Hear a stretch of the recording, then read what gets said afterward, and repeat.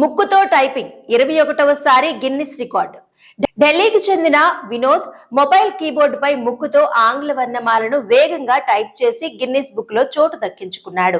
ఢిల్లీకి చెందిన Vinod mobile keyboard పై ముక్కుతో ఆంగ్ల వర్ణమాలను వేగంగా టైప్ చేసి గిన్నిస్ బుక్ లో చోటు దక్కించుకున్నాడు. అంతేకాదు 21వసారి గిన్నిస్ రికార్డులో చోటు సంపాదించి క్రికెట్ దిగ్గజం సచిన్ టెండూల్కర్ పేరిట ఉన్న 19 రికార్డులను అధిగమించాడు. ఢిల్లీలోని కిరాడీకి చెందిన వినోద్ కుమార్ చౌదరిని అక్కడి వారు టైపింగ్ మ్యాన్ గా పిలుచుకుంటారు.